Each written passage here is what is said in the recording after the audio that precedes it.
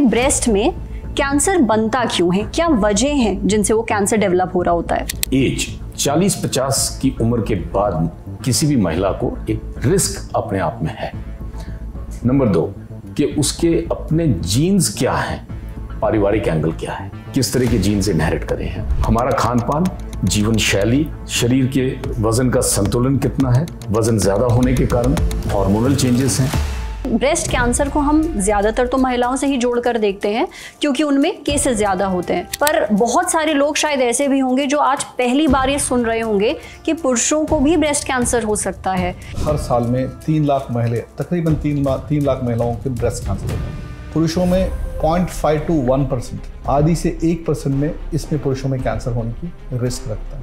जो टेस्टिकल अगर किसी की मेल की अगर फेलियर का कारण होता तो उनमें ब्रेस्ट कैंसर रिस्क होने का ज़्यादा प्रभाव होगा। महिलाओं में भी वो ग्रुप कौन सा है जो ज़्यादा रिस्क पर होते हैं breast cancer? Cancer is a disease of age. तो महिलाओं में जो रिस्क बढ़ता है इन जनरल वो 40-50 की उम्र के बाद बढ़ता है, नंबर 1। नंबर 2, जिनकी फैमिली हिस्ट्री पॉजिटिव होगी, मदर, सिस्टर और सिबलिंग्स में अगर होगा। कई डॉक्टर्स तो ये भी कहते हैं कि आप 1 ग्लास वाइन पीजिए, दिल के लिए सेहतमंद होती है। काफी सारी बातें अब पीछे छूटती जा रही हैं। अच्छा, ये पुरानी बातें हैं, ये पीछे छूटती जा रही है। No amount of alcohol is safe. कुछ ऐसी बीमारियां या कंडीशंस हैं अगर वो किसी एक महिला को होती हैं तो आगे जाके उसे ब्रेस्ट कैंसर का रिस्क हो सकता है। जो महिलाओं को लंप मतलब कुछ गांठे जो फील हो रहा हो उसको नेग्लेक्ट ना करे, आसपास ऑन्कोलॉजिस्ट को दिखाए और जांच पड़ताल करे। और अगर किसी महिला को ब्रेस्ट में पेन रहता है, क्या उनको भी सतर्क होने की जरूरत है या ये फिर ब्रेस्ट कैंसर का लक्षण नहीं है?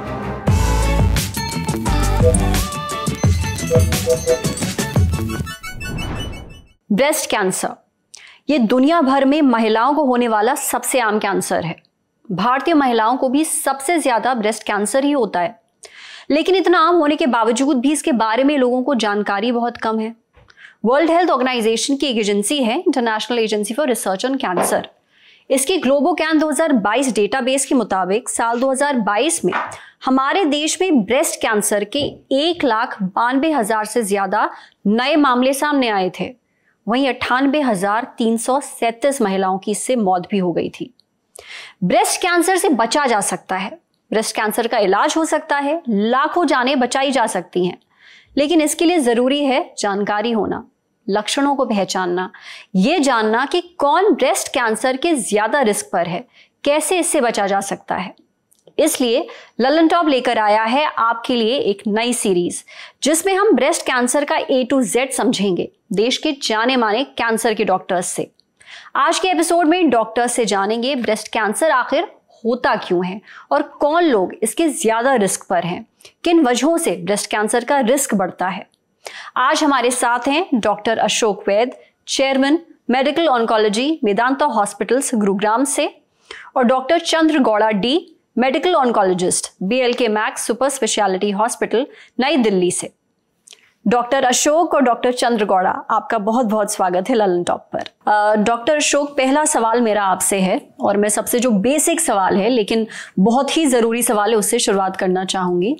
जब भी मैं किसी डॉक्टर से ये पूछती हूँ कि कैंसर क्यों होता है, मुझे आज तक एक ही जवाब मिला है कि हमें भी नहीं पता कैंसर क्यों होता है। आज तक दुनिया में किसी को भी इस सवाल का जवाब नहीं मालूम है, लेकिन फिर भी जो आपकी मेडिकल एक्सपर्टीज है उसके तहत मैं आपसे ये पूछना चाहती हूँ कि ब्रेस्ट में कैंसर बनता क्यों है, क्या वजह हैं जिनसे वो कैंसर डेवलप हो रहा होता है? धन्यवाद। एंड इस प्रोग्राम में आने में मैं बहुत खुश हूँ और लोगों को जानकारी जितनी बांट सकेंगे वो प्रयास रहेगा। रही बात कैंसर की, कैंसर एक बीमारी नहीं है, कैंसर एक बीमारियों का समूह है और हर अंग में अलग कैंसर है और हर अंग में कई तरह के कैंसर हैं। तो ये एक मूल कारण है कि कैंसर का होने का कारण क्यों पता नहीं है। बहुत सारी बातें पता हैं, शरीर के अंदर के बदलाव हैं, म्यूटेशंस हैं, हमारा जो एक आधार है, जीवन का आधार है जिसको DNA कहते हैं, वो DNA हर समय चलायमान चल रहा है। 1 के 2, 2 के 4 वो बन रहे हैं।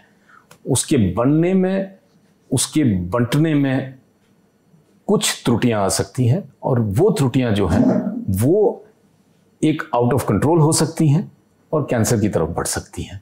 वातावरण है जिसको हम बदल नहीं सकते, एयर पोल्यूशन है, क्या हम खा रहे हैं, क्या पानी से पी रहे हैं, इंसेक्टिसाइड्स, पेस्टिसाइड्स, प्रोसेसिंग, खान पान की जितनी प्रोसेसिंग हो रही है, और किस तरह की जीन्स हमने इनहेरिट करी हैं, पारिवारिक एंगल क्या है। आई थिंक ये सब बातें जो हैं ये कैंसर में मायने रखती हैं और बहुत एक महत्वपूर्ण बातें हैं। रही बात ब्रेस्ट कैंसर की, ब्रेस्ट कैंसर का भी जवाब वही है, एक कारण नहीं है, रिस्क है। किसको कैंसर होने का रिस्क है, और वो रिस्क जो है वो डिफाइन होता है कुछ एक बातों में। एक महिला की उम्र कितनी है, हम महिलाओं की बात कर रहे हैं क्योंकि महिलाओं में ये कैंसर ज्यादा होता है, हालांकि मर्दों में और औरतों में देखा जाए तो ऐसा नहीं है कि स्तन का कैंसर मर्दों में नहीं होता है, बट एज 40-50 की उम्र के बाद किसी भी महिला को एक रिस्क अपने आप में है। नंबर 2 कि उसके अपने जीन्स क्या हैं, पारिवारिक एंगल क्या है, किस तरह के जीन्स इनहेरिट करे हैं, और कुछ एक जीन्स हैं जिसको BRCA जीन बोलते हैं, और बड़ा सरल शब्द है BRCA, breast cancer associated gene बोलते हैं, वहां से ये शब्द बना है। और ये जीन जो है ये परिवार में चल सकता है, माँ बेटी बहन यदि उनको कैंसर है तो रिस्क बढ़ जाता है। हमारा खान पान, जीवन शैली, शरीर के वजन का संतुलन कितना है, वजन ज्यादा होने के कारण हार्मोनल चेंजेस हैं, हार्मोनल बदलाव है। किसी भी महिला का जो एक हार्मोनल अंदर का एनवायरनमेंट है, और 2 हार्मोन्स जिनकी चर्चा बार बार होगी इस प्रोग्राम पे, फिर से हम उस पे आएंगे, एस्ट्रोजन और प्रोजेस्टेरोन, जो महिला निजी हार्मोन्स हैं, वो हार्मोन्स जो हैं उनका ब्रेस्ट के ऊपर प्रभाव रहता है। तो उनके लेवल्स जो हैं, कितने समय में किसी के पीरियड्स शुरू हुए हैं और कितने समय तक चले हैं, 12 और 55 साल के बीच में एक फिजियोलॉजिकल माना जाता है। जल्दी पीरियड्स आना, दैट मीन्स एस्ट्रोजन प्रोजेस्टेरोन का एक प्रभाव शरीर के ऊपर जल्दी शुरू हुआ है, और लेट पीरियड्स बंद होना, 55 साल तक किसी के जाते हैं या आगे जाते हैं, तो इसका मतलब है कि एस्ट्रोजन प्रोजेस्टेरोन का फिर प्रभाव ज्यादा है। लेट पहली प्रेगनेंसी जो है 30 साल की उम्र के बाद, या प्रेगनेंसी बिल्कुल नहीं होना, ये चीजें अगेन एस्ट्रोजन प्रोजेस्टेरोन का एक्सपोजर बढ़ाती है। प्रेगनेंसी के अंदर हार्मोनल बैलेंस बॉडी का बदलता है, वो एक प्रोटेक्शन देता है। हम एक्सरसाइज कितनी करते हैं, और दूसरी बात रही जो एक बदलाव पिछले कुछ दशकों में आया है, अल्कोहल का सेवन बढ़ा है, तंबाकू का सेवन कुछ कम हुआ है, अच्छी खबर है, बट तंबाकू का सेवन जुड़ा हुआ है बहुत सारे कैंसर्स, और ब्रेस्ट कैंसर उसमें से एक है। तो इन सब बातों की एक सूची बनाई जाए या गणना करी जाए, तो ये जो मेन जो पॉइंट्स उभरते हैं वो यही हैं, एज, फैमिली हिस्ट्री, खान पान, संतुलन, वजन कितना है, और हमारा रहन सहन, जीवन शैली कैसी है। तो एक कारण नहीं है, बहुत सारे कारण हैं जो एक महिला का रिस्क बढ़ाते हैं।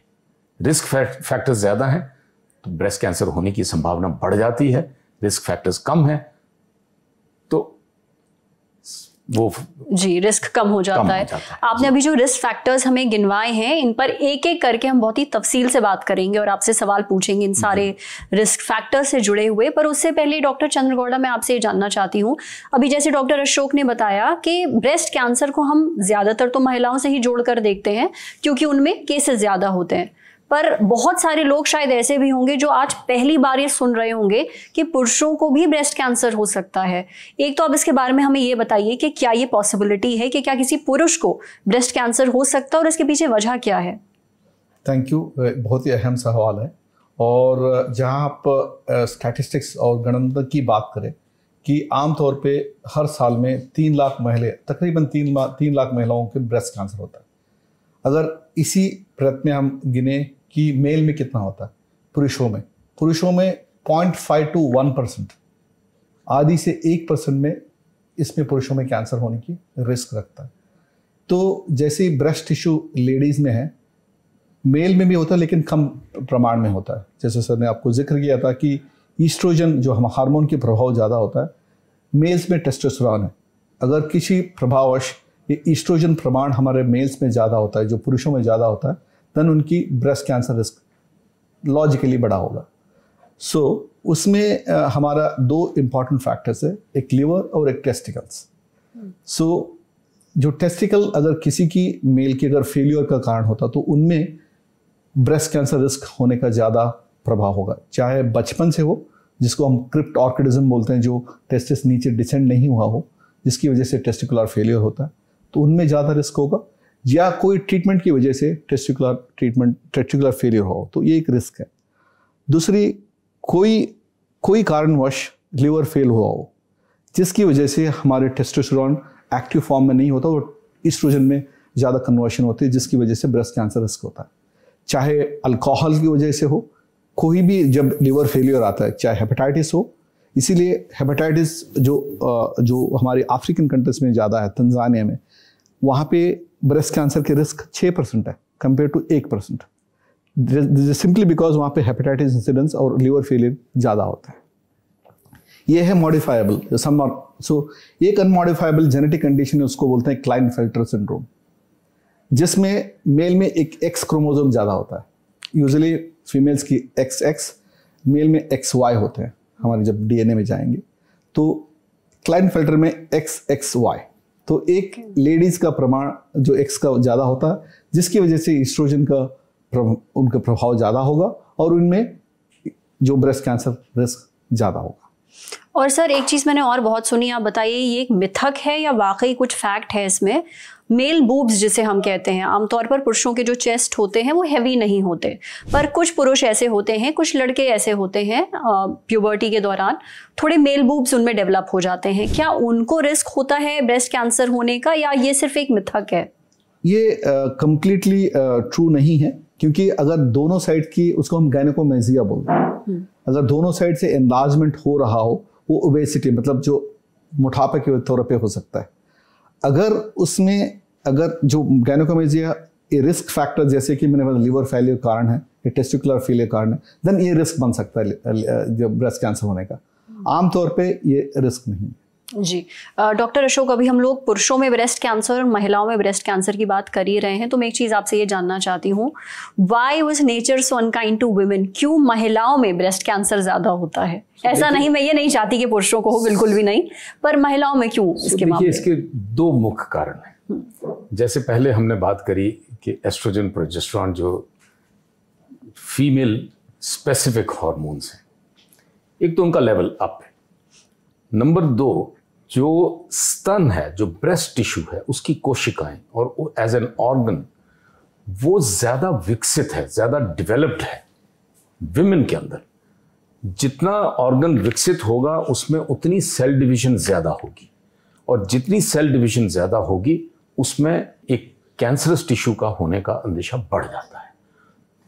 तो संक्षिप्त में अगर इसको कहा जाए, एक कारण हार्मोनल जो एक्सपोजर है, हार्मोनल लेवल्स अप हैं, and number 2 well developed organ है, विकसित ऑर्गन है, और कोशिकाएं हर समय डिवाइड हो रही हैं, और उस सेल डिवीजन में एस्ट्रोजन का जो है एक रोल है, और कैंसर की तरफ ले जाने का उसका एक रोल है। तो ये जेंडर स्पेसिफिक है, और जैसे डॉक्टर चंद्रगौड़ा ने बताया कि पुरुषों के अंदर 0.5 to 1%, तो 100 पेशेंट अगर हम महिलाओं के देखेंगे तो 1 पेशेंट मेल ब्रेस्ट कैंसर आएगा। तो फीमेल डोमिनेंट है, जेंडर स्पेसिफिक है, बिकॉज वो शरीर की रचना ऐसी है। ये कहिए कि ये एक कोई चांस की बात नहीं है, बट ये एक एनाटमी, फिजियोलॉजी और एक हार्मोनल बैलेंस की बात है। शरीर की बनावट ऐसी है कि ब्रेस्ट टिश्यूज क्योंकि महिलाओं में ज़्यादा होते हैं, इसलिए उनको कैंसर होने का रिस्क भी ज़्यादा है ब्रेस्ट कैंसर का। अब हम आते हैं रिस्क पर, जिसको लेकर के आज ये पूरा इंटरव्यू हम कर रहे हैं। डॉक्टर चंद्रगौड़ा, कौन लोग ब्रेस्ट कैंसर के ज़्यादा रिस्क पर होते हैं? यूजुअली सर ने ऑलरेडी कमेंट कर दिया, इनको हम 2 हिस्सों में बांटा जा सकता है। एक मॉडिफाइबल, जो हम मॉडिफाई कर सकते हैं रिस्क को, एक नॉन मॉडिफाइबल जो हम मॉडिफाई नहीं कर सकते। सो जो नॉन मॉडिफाइबल रिस्क में ये है एज, जेंडर जैसे आपने बताया लेडीज में जाता है, ये हम चेंज नहीं कर सकते। एथनिसिटी, कोई किसी रीजन से आ रहा है या कोई जीविश पॉपुलेशन में ज़्यादा होता है, ये हम चेंज नहीं कर सकते। और जेनेटिक्स, जो फैमिली में रिस्क है तो डेफिनेटली वो रिस्क बरकरार रहेगा अपनी पीड़ितों में, पीढ़ियों में। सो ये नॉन मॉडिफाइबल है। जो मॉडिफाइबल है जिसमें जैसे ईस्ट्रोजन की एक्सपोजर ज़्यादा होगी, वो मॉडिफाइबल रिस्क फैक्टर्स है। जैसे सर ने बताया आपको कि मेनार्के, मेनोपॉज, कब पीरियड शुरू हुए, कब एंड हुए हैं, क्या ब्रेस्ट फीडिंग किया नहीं किया, और कोई ईस्ट्रोजन प्रोड्यूसिंग ट्यूमर है नहीं है। So all those factors are modifiable. So उसको हम मॉडिफाई कर सकते हैं, जैसे मोटापा, अपनी personal habits, environmental causes, stress, ये सब मॉडिफाइबल रिस्क फैक्टर्स हैं। यानी अपने हाथ में है, इनको कंट्रोल किया जा सकता है, आप ये कह रहे हैं। करेक्ट। ओके। क्योंकि हमें ये पता है कि हर महिला ब्रेस्ट कैंसर के रिस्क पर हो सकती है जी। मैं ये जानना चाहती हूँ महिलाओं में भी वो ग्रुप कौन सा है जो ज्यादा रिस्क पर होते हैं ब्रेस्ट कैंसर के, उसके पीछे क्या वजह होती है कि इन महिलाओं में ब्रेस्ट कैंसर हो सकता है, ज्यादा चांस है? Cancer is a disease of ageing. तो महिलाओं में जो रिस्क बढ़ता है इन जनरल वो 40-50 की उम्र के बाद बढ़ता है, नंबर 1। नंबर 2, जिनकी फैमिली हिस्ट्री पॉजिटिव होगी, मदर, सिस्टर और सिबलिंग्स में अगर होगा, और उसका मुख्य कारण रहता है कि जो जेनेटिक डिसऑर्डर्स हैं कुछ, या कुछ बैड जीन्स हैं जो फैमिलीज के अंदर चलती हैं, और जिसकी चर्चा मैंने पहले भी करी, breast cancer associated gene, BRCA gene जो है, और ये 2 जीन्स हैं, जीन 1 एंड जीन 2। यदि ये जीन है तो रिस्क जो है वो कई गुना बढ़ जाता है। क्योंकि वो क्यों बढ़ता है, इस बात की थोड़ी सी नॉलेज हम सबको देना चाहेंगे। ब्रैका जीन जो है वो हमारे शरीर में एक ऐसी जीन है जो रिपेयर के साथ जुड़ी हुई है। जहां भी, जैसे पहले मैंने चर्चा करी कि जो जीवन का आधार जो डीएनए है वो जब रेप्लिकेट करता है उसके अंदर संभवतः कुछ डिफेक्ट्स आने का अंदेशा होता है, और इन डिफेक्ट्स को रिपेयर करने के लिए इस शरीर के अंदर चेक्स एंड बैलेंसेस हैं। कुछ जीन्स ऐसी हैं जो रिपेयर जीन्स हैं, और ये ब्रैका जीन्स जो हैं ये रिपेयर जीन्स की फैमिली में से आती हैं। और मानिए जब डीएनए 1 का 2 हो रहा है, एक के सेल 2 बन रहे हैं और अगले सेल के अंदर छोटा मोटा कुछ डिफेक्ट है, और ब्रैका हमारा पहले से ही डिफेक्टिव बैठा है, रिपेयर वाली टीम जो है वो सुस्त है, वो बीमार है, तो उसको रिपेयर कौन करेगा आगे? वो रिपेयर नहीं होता है और वो कैंसर की तरफ अपना एक सफर शुरू करता है। तो ये ब्रैका जीन्स जो हैं ये सिंपल ब्लड टेस्ट या एक बकल मिकोजा के स्वाब से जो हैं ये टेस्ट किए जाते हैं, और ये एक डिस्टिंक्ट ग्रुप है, हाई रिस्क ग्रुप है। सो एक फैमिली हिस्ट्री, एज और मॉडिफाइबल नॉन मॉडिफाइबल की हमने बात करी है। और रिस्क फैक्टर्स जहां पे कुछ ये माना गया था कि पुराने टाइम में, अब नहीं है, कुछ ट्रीटमेंट्स जो हैं कैंसर के इलाज के प्रति कुछ ट्रीटमेंट होते थे, रेडिएशन कुछ एक किस्म की यूज करी जाती थी, उन महिलाओं को आगे जाके ब्रेस्ट कैंसर होने का अंदेशा ज्यादा होता था। बट ये सारी ऐतिहासिक बातें हो गई हैं, आज के टाइम में नहीं है। कुछ चीजों को हम कंट्रोल नहीं कर सकते हैं, हमारे शरीर के अंदर क्या जा रहा है, हमारा वातावरण क्या हमें दे रहा है, क्या केमिकल्स हैं, और अब जो चर्चा हो रही है फॉरएवर केमिकल्स की, ये केमिकल्स ऐसे हैं जो एक बार शरीर के अंदर जाते हैं, शरीर के अंदर कोई ऐसा मैकेनिज्म नहीं है उन केमिकल्स को बॉडी से बाहर निकालने का। और ये किन चीजों में पाए जाते हैं फॉरएवर केमिकल्स? ये देखिए, ये सारे सिंथेटिक केमिकल्स हैं। किसी जमाने में डीडीटी का जो छिड़काव किया जाता था, डीडीटी के रेजिड्यूज जो हैं वो ब्रेस्ट टिश्यूज में भी पाए गए। डीडीटी अब कोई इस्तेमाल नहीं करता है, तो ये एक सिर्फ उदाहरण के लिए मैंने किया है।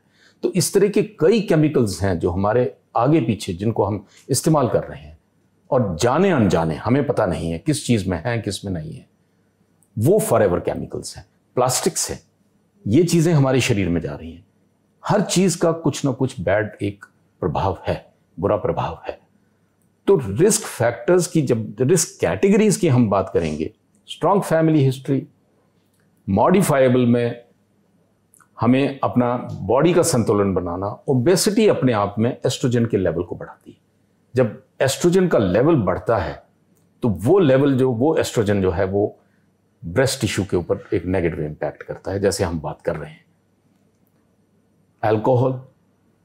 Alcohol is directly damaging the DNA, और अब कार्सिनोजेनिक, मैंने कैंसर कॉजिंग एजेंट इसको करार दिया गया है। पर कई डॉक्टर्स तो ये भी कहते हैं कि आप 1 ग्लास वाइन पीजिए, दिल के लिए सेहतमंद होती है। काफी सारी बातें अब पीछे छूटती जा रही हैं। अच्छा, ये पुरानी बातें हैं, ये पीछे छूटती जा रही है। No amount of alcohol is safe, ये मैं सबको कहना चाहूंगा, no amount of alcohol is safe. और अब ये कैंसर कॉजिंग श्रेणी में आ चुका है। ठीक है, तो शराब से दूर ही रहिए, ना ही वाइन, ना ही किसी और तरह के अल्कोहल, कुछ भी आपके लिए फायदेमंद नहीं है जी। टोबैको से जुड़े हुए कैंसर्स की बात करें, आज चर्चा क्योंकि ब्रेस्ट कैंसर के ऊपर है तो हम इसी पे सीमित रहना चाहेंगे, मगर एक इस पे कमेंट जरूर करना चाहेंगे कि कम से कम 1-1.5 दर्जन कैंसर्स ऐसे हैं शरीर के अंदर जो टोबैको से जुड़े हैं, जिनमें से ब्रेस्ट कैंसर एक है। डॉक्टर चंद्रगौड़ा, हम लोग अभी फैमिली हिस्ट्री की बहुत बात कर रहे हैं, जीन्स की बहुत बात कर रहे हैं। अगर किसी परिवार में दादी को या नानी को या मम्मी को, महिलाएं जो रही उस परिवार में, ब्रेस्ट कैंसर हुआ है, तो क्या उस परिवार की जो बाकी महिलाएं हैं वो सब ब्रेस्ट कैंसर के रिस्क पर हैं? क्या और महिलाओं को भी हो सकता है? पहला सवाल जो मेरा है वो ये है। इसी से जुड़ा दूसरा सवाल भी है कि अगर किसी परिवार में रही है ब्रेस्ट कैंसर की हिस्ट्री, तो फिर उस परिवार की महिलाएं किन बातों का बहुत ध्यान रखें, जिसमें आप अगर कुछ टेस्टिंग के बारे में भी बता सकें। ये बहुत ही अगेन अहम सवाल है। अगर हम एग्जाम्पल के ज़रिए मैं बात करूं, और जो ये BRCA1, BRCA1, BRCA2 पहले भी करते थे, लेकिन वो फेमस उस सेलिब्रिटी ने किया है जो सब कुछ लोग जानते नहीं है टायर 2 टायर 3 में, लेकिन टायर 1 में सब जानते हैं, उनको बोलते, वो है एंजेलिना जोली। सो एंजेलिना जोली की मदर को BRCA1 करके एक जेनेटिक कंडीशन थी, उनको ब्रेस्ट कैंसर था, तो उन्होंने टेस्ट कराया, उनको पॉजिटिव आया। तब उन्होंने आगे कैसे एजाज रखी वो सबको पता है। तो सारे महिलाओं के नहीं होता। अगर मान लीजिए एक मदर, उनको BRCA1 कैंसर है और वो कैंसर पीड़ित है, उनकी सारे ब्रेस्ट कैंसर जो रिलेटिव्स है, फर्स्ट डिग्री रिलेटिव्स है, सेकंड डिग्री रिलेटिव को टेस्ट करना चाहिए। इसको हम बोलते हैं ऑटोसोमल डोमिनेंट डिजीज। इसका मतलब ये है, अगर 2 बच्चे हैं, एक बच्चे को होने का रिस्क है, एक बच्चे शायद नहीं हो सकता। सो 50-50 चांस है जो बच्चों के होने की रिस्क होगा। तो सबको नहीं होगा, लेकिन सबको टेस्ट करना ज़रूरी है। अगर पहले महिला पीड़ित है, उनको पहले टेस्ट करना है, क्या वो जो फॉल्टी जीन वो कैरी कर रही है, नहीं कर रही है। अगर उनमें पॉजिटिव आता है, तब बच्चों को करना बहुत ज़रूरी है। क्यों करना चाहिए? अगर बच्चों में पाई जाती है, जिनको पॉजिटिविटी है, जिनको पॉजिटिव है, तो अगर BRCA1 पॉजिटिव है, उनको आगे चल के ब्रेस्ट कैंसर होने की रिस्क 60 से 80% है। ओवरी का कैंसर है, ऑलमोस्ट 40 से 50% रिस्क होगा उनको, ओवरियन कैंसर। BRCA2 में थोड़ा सा कम है जो ओवरी कैंसर। सो इसका मतलब ये है, इतना ज़्यादा रिस्क है, क्या हम इसको प्रिवेंट कर सकते हैं क्या? सो इसी आधार पे हमें टेस्ट करनी चाहिए। और पहले जब हम टेस्ट करेंगे, उनको काउंसिल करना चाहिए। क्यों हम करना है टेस्ट? इसको हम बोलते हैं जेनेटिक काउंसलिंग। तो इसके लिए हमें पर्टिकुलर एक जेनेटिक काउंसलर भी होते हैं, तो उनके पास भेज के डूज एंड डोंट्स सारे बताएंगे। पहले टेस्ट करने का फ़ायदा क्या है, टेस्ट करने का नुकसान क्या है। अगर हम बात करें जो बच्चों की, अभी शादीशुदा नहीं है और पढ़ रहे हैं, तो आप उनको समझाएंगे कि आपका रिस्क ऐसा होगा अगर आप टेस्ट पॉजिटिव आ जाए तो उनकी जस्ट टेंशन समझिए कि कितना उनको टेंशन होगा। सो अगर वो यस बोलते हैं कि ये रिस्क है और इसका रिस्क इसके लिए हम ऐसे मिटिगेट कर सकते हैं, देन वो एग्री होंगे तो टेस्ट कराएंगे। अब आएंगे अगर टेस्ट पॉजिटिव आ गया और अभी सफरर नहीं है, अगर mother is suffering from breast cancer, already उनका अराउंड 45-50 एज में ब्रेस्ट कैंसर डायग्नोस हो गया, तो उनकी डॉटर अगर 20 ईयर्स है, तो एटलीस्ट 10 ईयर्स प्रायर इनकी स्क्रीनिंग शुरू होती है। कंपेयर टू हम आम तौर पे स्क्रीनिंग मैमोग्राफी 40 साल के बाद ही शुरू करते हैं, हर आमतौर पे हर महिलाओं में। इनमें 10 साल पहले होगा जो उनकी मदर है, उनकी फर्स्ट डिग्री जिन्होंने सफ़र किया, एक स्क्रीनिंग की बात है। दूसरी, अगर ये महिलाएं जो सफ़र नहीं है, उन्होंने अपनी फैमिली कंप्लीट कर लिया, बच्चे हो गए, तो उनको ऑप्शन दी जाती है कि आप अपनी पूरा ब्रेस्ट निकाल पाएंगे ताकि ये रिस्क ऑलमोस्ट 98% ऑफ मिटिगेट हो जाए। एंड ओवरी को भी हम निकलवा देते हैं। इसको हम प्रोफिलैक्टिक सर्जरी, मतलब होने से पहले सर्जरी करना।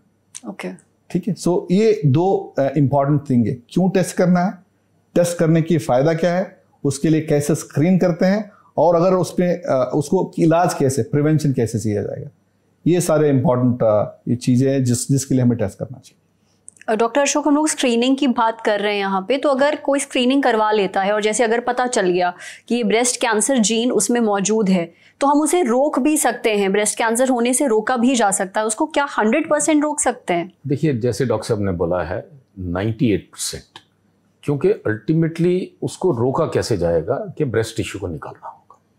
ब्रेस्ट टिश्यू को निकाल के रिकंस्ट्रक्शन करके एक, क्योंकि ये जो भी मुद्दा होगा एक पोटेंशियली संभवतः एक यंग इंडिविजुअल के लिए होगा जिसकी एज कोई बहुत ज़्यादा नहीं होगी, तभी टेस्टिंग हुआ है उनका।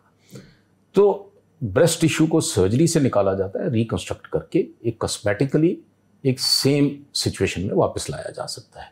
बट जहाँ तक अंडकोश की बात है, ओवरी का, उसका भी रिस्क 40-50% है, और फैमिली यदि कंप्लीट है तो ओवरीज निकालने में वो प्रोटेक्शन, वो मिटिगेशन, रिस्क मिटिगेशन मिलेगा। डॉक्टर अशोक, हम लोग इतने सारे रिस्क फैक्टर्स की बात कर रहे हैं, हाँ, बहुत सारे रिस्क फैक्टर्स ऐसे हैं जो आप लोगों ने हमें गिनवाए जो हमारे हाथ में नहीं है, उन पर हमारा कोई कंट्रोल नहीं है, पर कम से कम जिन पर हमारा बस चल सकता है, जो हमारे कंट्रोल में है, अगर आप ऐसे कुछ रिस्क फैक्टर्स बता दें और इन्हें कैसे कंट्रोल करें बताएं, तो हो सकता है बहुत लोग जो ब्रेस्ट कैंसर के रिस्क पर हों उन्हें फायदा मिले इससे। देखिए, सिंपल बात है, एक्सरसाइज, व्यायाम हमारे हाथ में है, बॉडी वेट का संतुलन हमारे हाथ में है, खान पान हमारे हाथ में है, और एक्सरसाइज से सिर्फ ब्रेस्ट कैंसर से प्रोटेक्शन नहीं मिलेगा, बहुत सारी और बीमारियों से, डायबिटीज़, हाइपरटेंशन, हार्ट और कई तरह के कैंसर से जो है वो प्रोटेक्शन मिलेगा। And body weight, again WHO ने अब ये अलर्ट दिया है 20% कैंसर्स जो हैं वो ओबेसिटी से लिंक्ड है।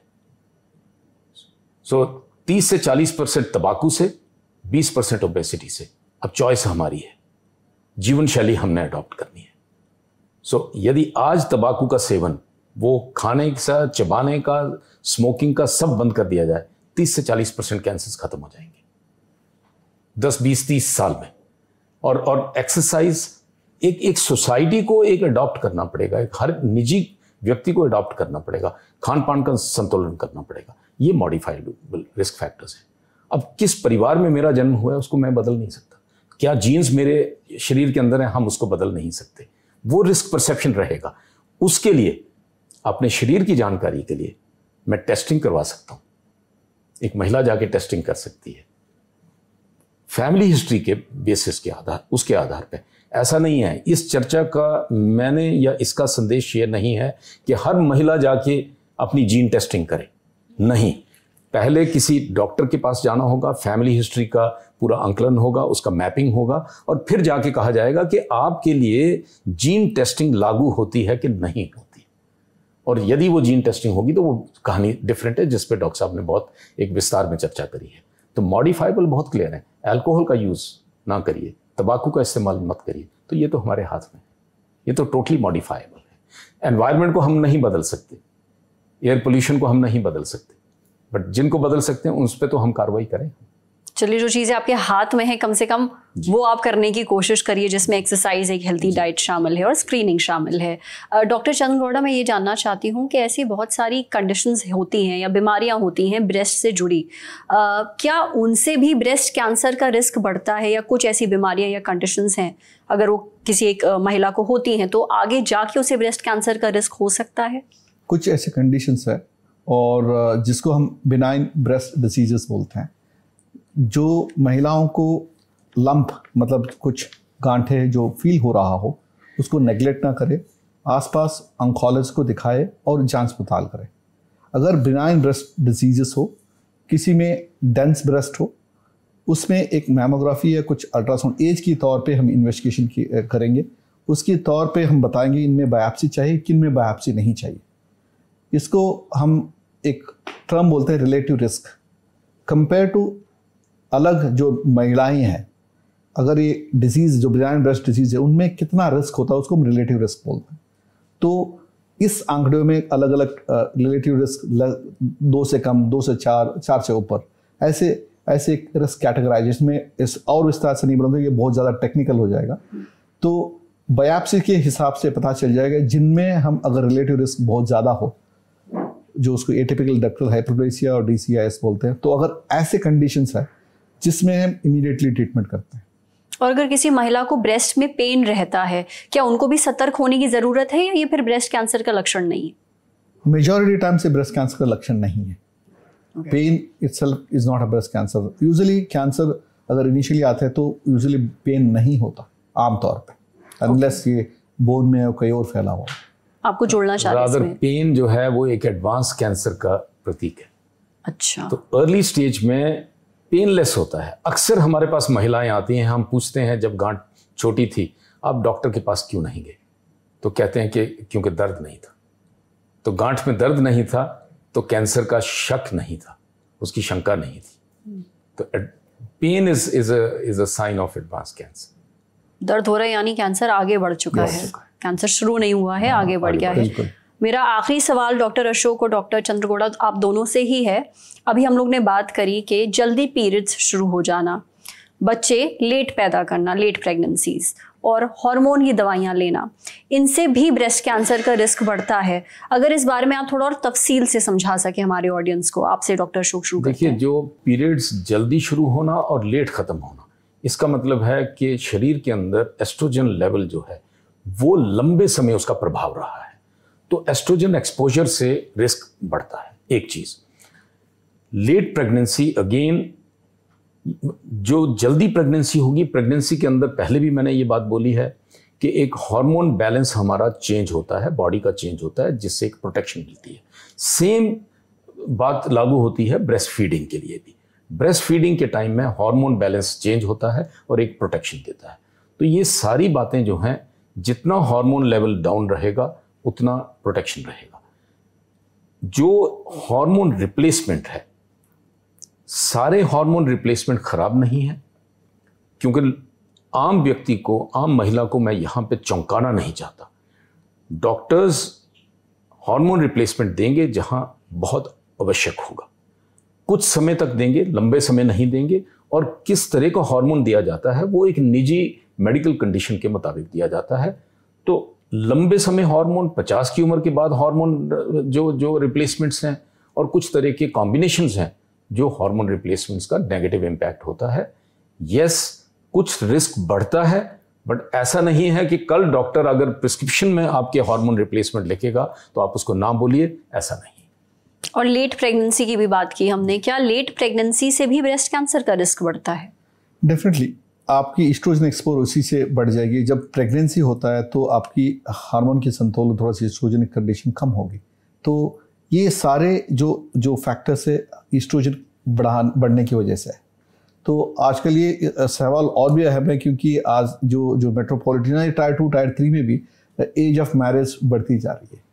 सो इसको हमें ध्यान रखना चाहिए। इसकी डेफिनेटली रिस्क हाई है। तो इस तौर पे अगेन एस्ट्रोजन एक्सपोजर की वजह से ही है। ओके, पर ये कोई कंफर्मेटिव स्टेटमेंट नहीं हो सकता कि it is not confirmatory, but as I said a relative risk.